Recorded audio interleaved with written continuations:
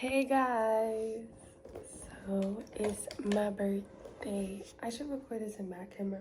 Juju, say hi. Good morning. We're recording.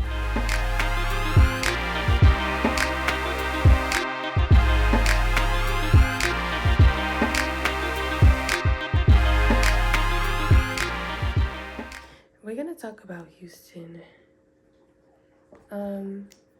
I'm about to just do my makeup. I have a shoot in a couple hours. And I'm gonna just do my own makeup because I don't like how I look with full glam. But we're gonna have a talk about Houston. I'm gonna tell you how that went. So well, first of all, our flight to Houston left at 8. It departed the airport at 8 and we got there at like 7:30-ish. And my friend, she booked everything, so she didn't check me in. And we're in the Uber, like, oh, we're gonna make it. And I completely forgot about check-in cutoff times. Like, that's how long I haven't been in the airport for. So when we got there, I was like, okay, go stand in the TSA line. I'm gonna get my boarding pass, and then, like, so we don't have to wait, and you don't have to wait for me over here, whatever. And she's like, okay. So she goes in a line, and I'm trying to check in on the little kiosk thing, and they're like, oh, no longer able to check you in. I said, oh, shit. And I was like, I called her, like, oh, see if you can check me in on the phone. But the plane, like, they didn't even start boarding yet. They wasn't supposed to start boarding until, like, 10 minutes, I think. So we was, like, really cutting it close, but it was the boarding pass that really, like, fucked us up. So all this time, she checked me in on her phone, actually.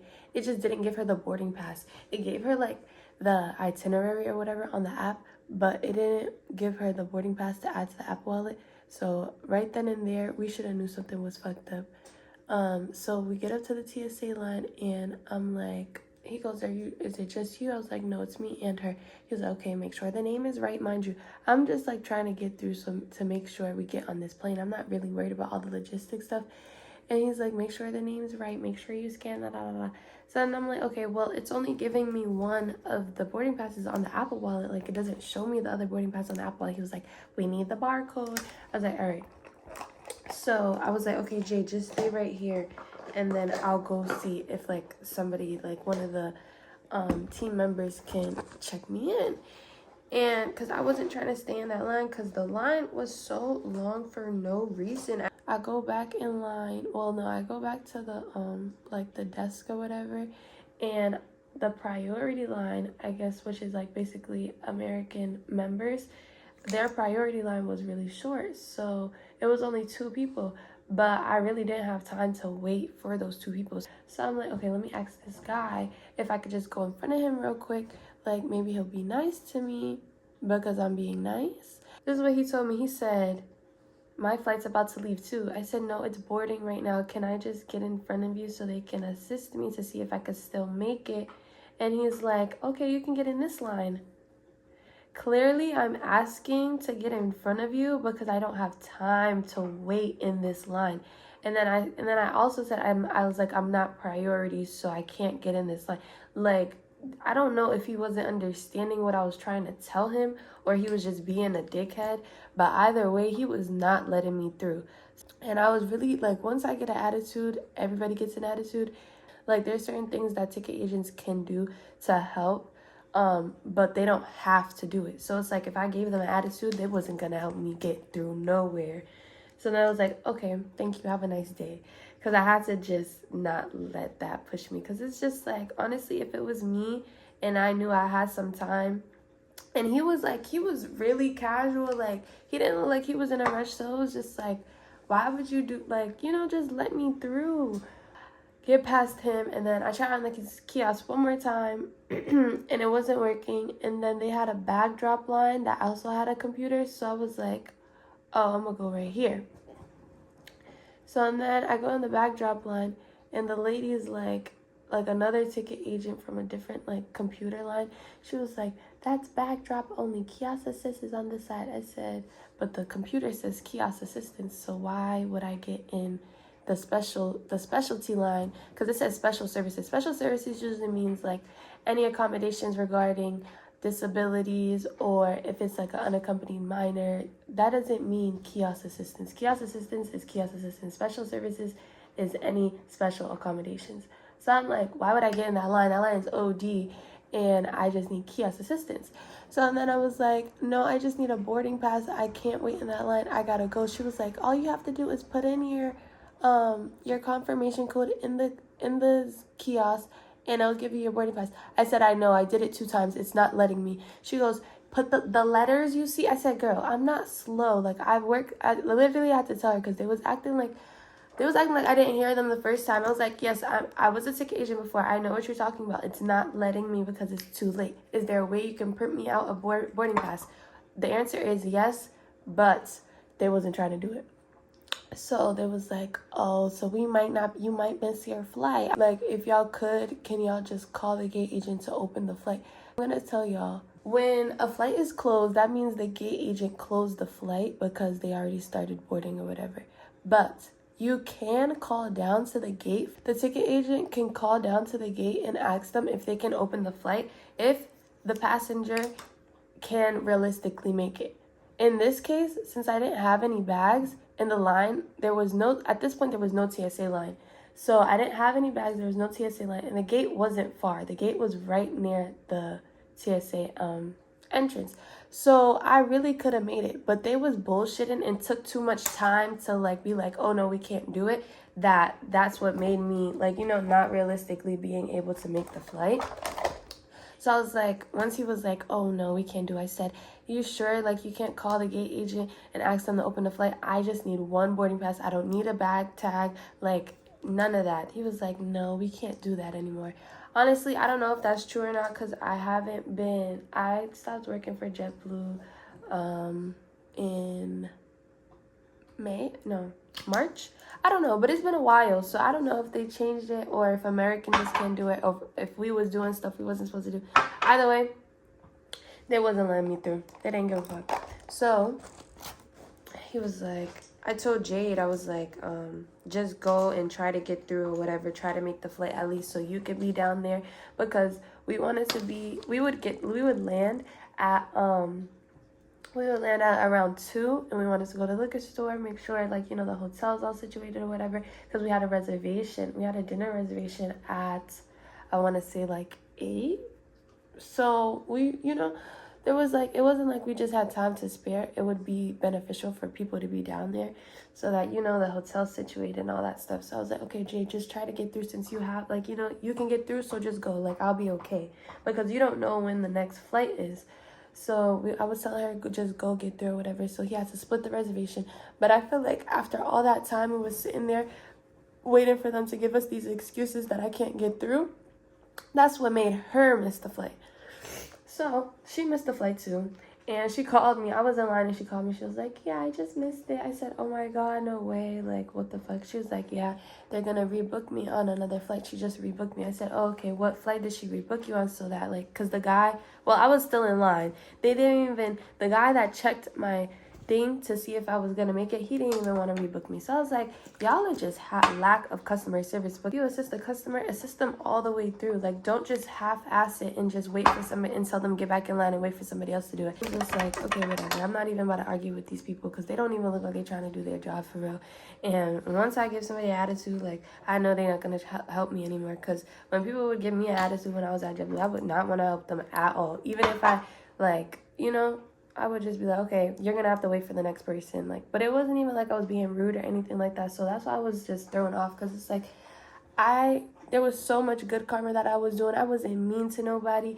Like, I haven't gave nobody an attitude, nothing. So I was just so confused on why my day was going like this. But whatever. Got back in the line. Jade called me that she missed her flight. And then I was like, okay, what flight did she rebook you on? And then she was like, she rebooked me for this 10. I think it was like, I left at like 10 or something like that. And then we got to Houston. No, we had a connection. And then we got to Houston at 9. So I was like, okay, let me see the flight number or whatever, so the guy can help me. So waited in the line for a good, I guess, 10, 15 more minutes. And then a manager ended up coming out to the ticket line. And he was like, oh, I could take you over here. I was like, all right, cool. But if you was here like 20 minutes ago, you could have helped me get through. But I don't know. Some airlines are different. And, you know, I just know that when I was at JetBlue, we would try to help people because it's just like there's no benefit to somebody missing their flight because it just makes it harder because you don't know what they got planned on the other end of that flight. You want to help people get to where they're supposed to be. Like, I would try to do anything to help them. If it wasn't an international flight and it was a domestic flight, I would help them get through, like, if, you know, if it was possible. And I'm pretty sure it was possible, but whatever. We did our flight. We had a good time, made the best of it. And we got down to Houston around 9-ish o'clock. And our friend was already down there. Issa was already down there. She went down there. Her flight left at 7:55, actually. She flew Delta. Her flight left at 7:55, and she was there for a minute. Everybody else ended up getting down there mad late. But us three, we was already going to be down there. That was the plan. But it just didn't happen like that. So she was down there waiting for us. And let me tell you something. I think Boston might have one of like the cleanest airports because we connected in North Carolina, Charlotte, and their bathrooms were so disgusting. Like it just like the airport was nice, but the bathroom had like 4 stalls max, and then it was dirty. One of them didn't have a fucking door. It was just nasty. So yeah, I'm so grateful for our airport. But yeah. Got to Houston around 8-ish, and then we had to wait for one of our other friends because he was landing soon. So there was no point of us leaving right away because he was landing like 10 minutes after us. So we waited for him to come, and then we ended up getting an Uber. And the Uber was like, I want to say like 30-40 minutes from the hotel we were staying at. But it was a cool little drive. So got an Uber, got to the hotel. One of our friends already made it to the hotel, actually. So we finally make it. And at this point, our reservation was at 8. And she had to call and tell them that we was going to be late. Because we didn't even make it to the hotel until 9 o'clock. So we got dressed. I kid you not, 3 girls got dressed in under an hour.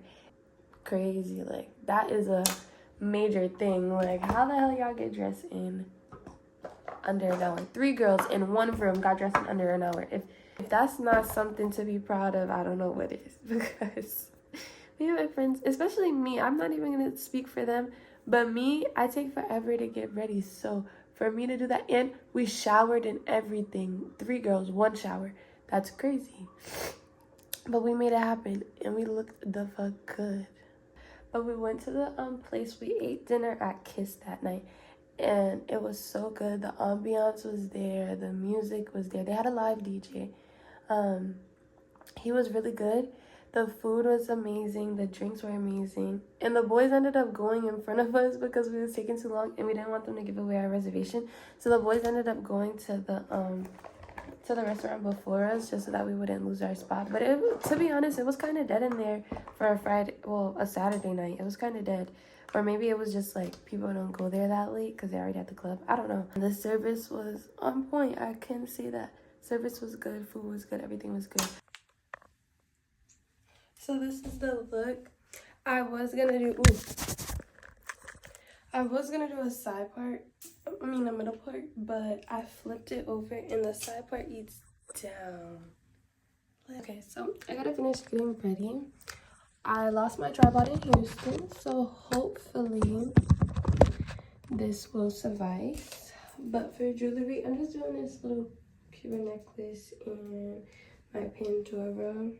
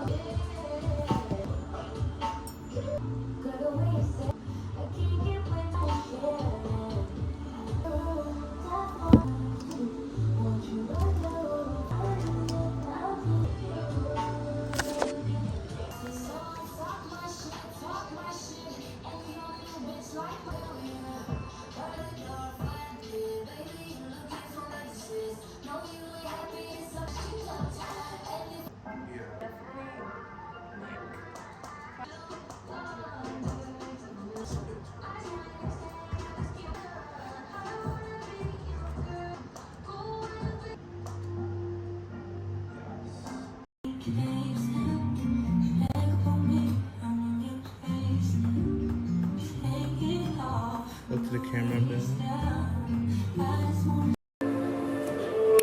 Oh, this is cute.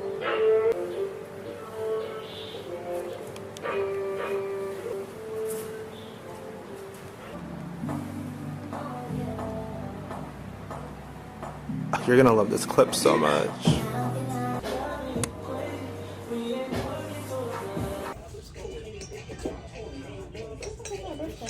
You be losing brushes? Thinking about it too much, then you're not gonna post nothing. Facts.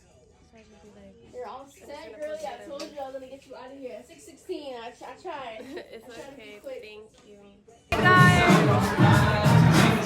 Look, you don't gotta put your cup down. Hold on, drink freely. And holla at me if you need me.